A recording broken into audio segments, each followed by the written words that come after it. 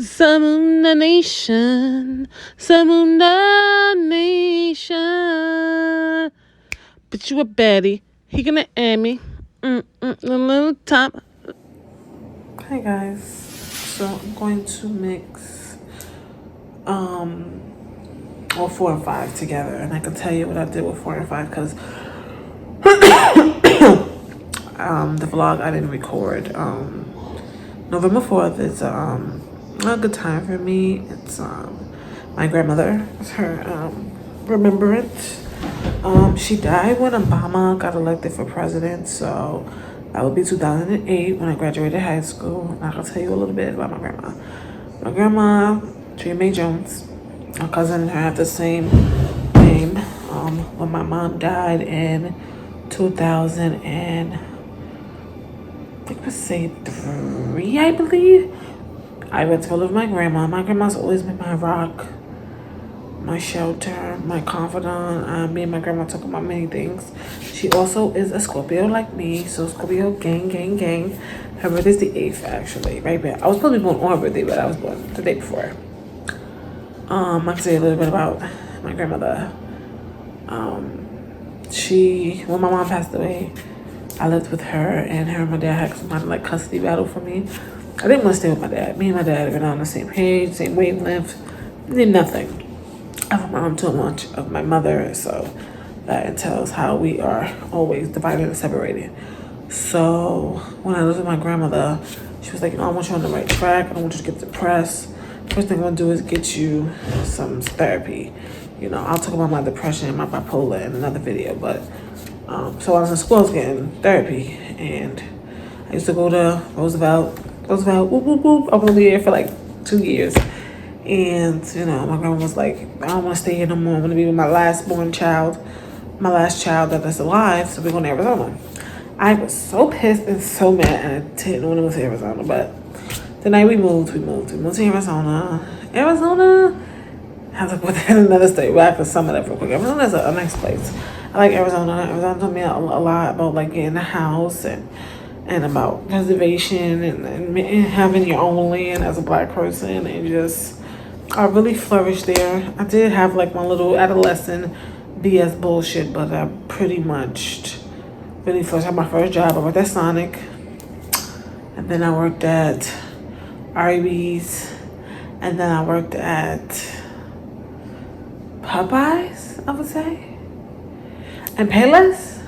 And I did summer youth in between when summer youth came around. And then my last job was actually Popeyes. Then I had started college, but my grandma got sick around the time that I was graduating high school. So in the South, they graduate in May, not in June. So around like I would say, like when I had like midwinter recess, her arm was like getting real swollen, real big, bloated, puffy. My girl was a short, stocky, brown skin lady, so like, Grandma, I could put my finger in your skin, and she would just be like, oh, it's nothing, don't worry about it, you have a graduation, stay focused, stay on one track mind, because I was taking like outside classes, outside of my classes I was already taking, because my grandma was like, either you do this, or you get a job, but you're not going to be laying around the house doing anything. So as that happened, I lost track of thought. Damn it. That's because I be rambling. So as that went on, I was like, I'm gonna take a break off school. I took a break off of school. I went right back to school, and I had to make up all those other classes, so I had to pay for those classes. Actually, my dad took my taxes, and my grandma called him like a big bully that she was, and my uncle made him give me my tax money back because he was claiming his taxes since my mom was dead. That's another story, but I don't talk about what. Honey, grandma was a gangster, okay? Gangster short lady, don't play no games. So, after that happened, I told my grandma make a promise to me that when I graduate, we're gonna see what's going on with your arm, because it looked like very abnormal. So once I graduated, like the day after, my dad flew in.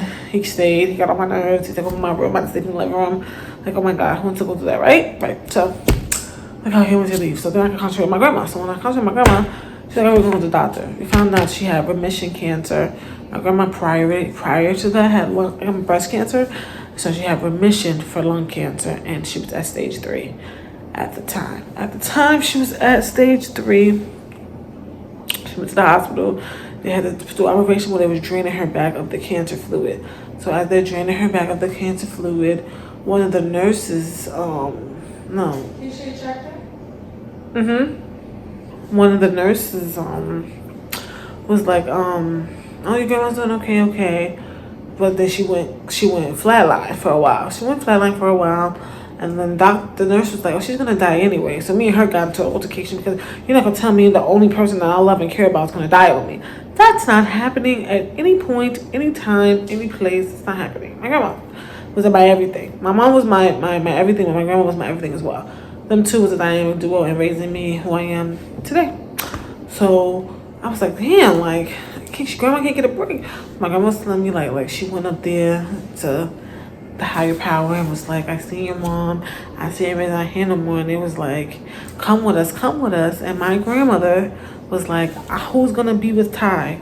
Linda has God, Kevin has his kids, Ty doesn't have anybody. I can't leave her like that. And they told her, if you stay, you're gonna suffer more. So she came back to planet Earth and she suffered more.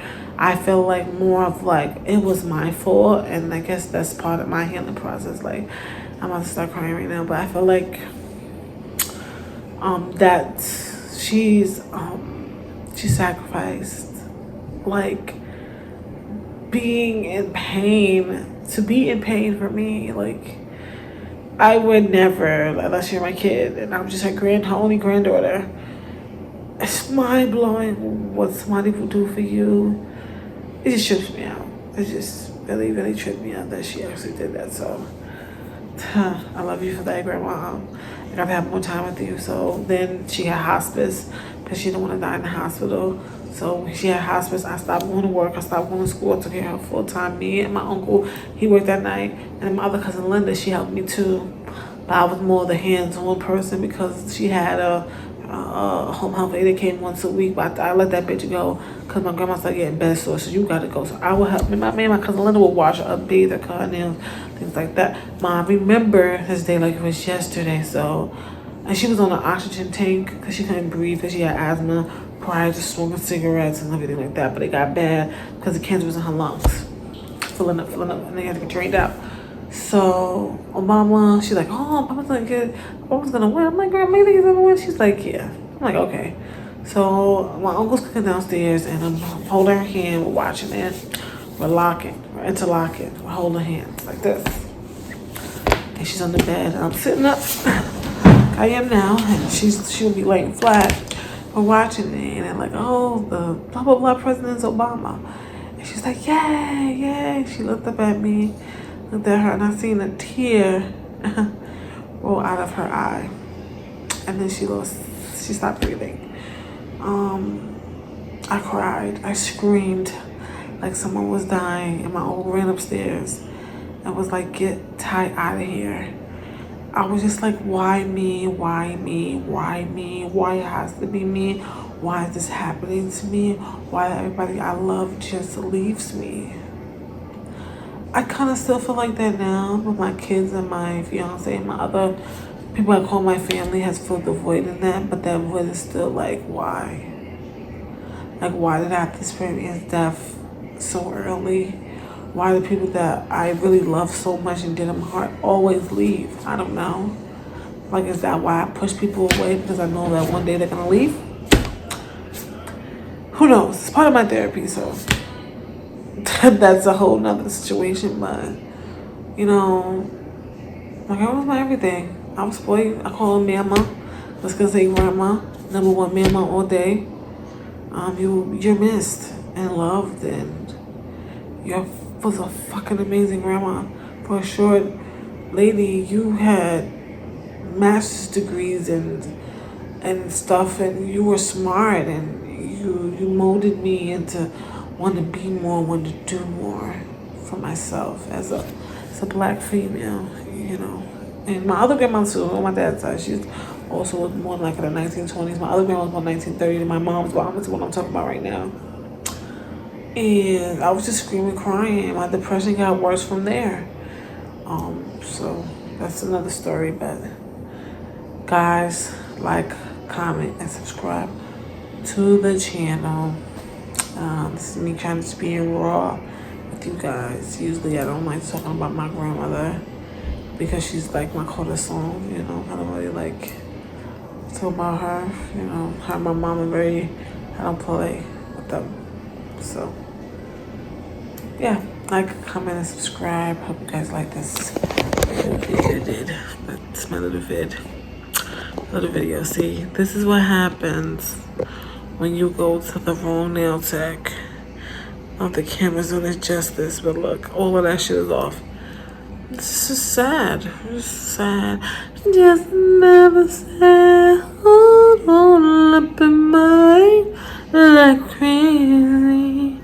And I'm all torn up. See the grays though? Hello, gray world. Gray. And the peasy naps. Who got peasy naps? I got peasy naps. But I'm about to transform on you real quick for my birthday though. Transformation's gonna be ridiculous. But since no one make me a little keep me bad, keep me bad, keep me bad, keep me bad. You want my body, keep me bad. Hey, everybody, wanna see me body? Wanna me listen for me? Wanna see me body? Wanna party, wanna dance, wanna. Hey, I know. It's too late to go. I don't care no more. I can dance all night. Keep me body. Feel you so close to me. Let's be grand.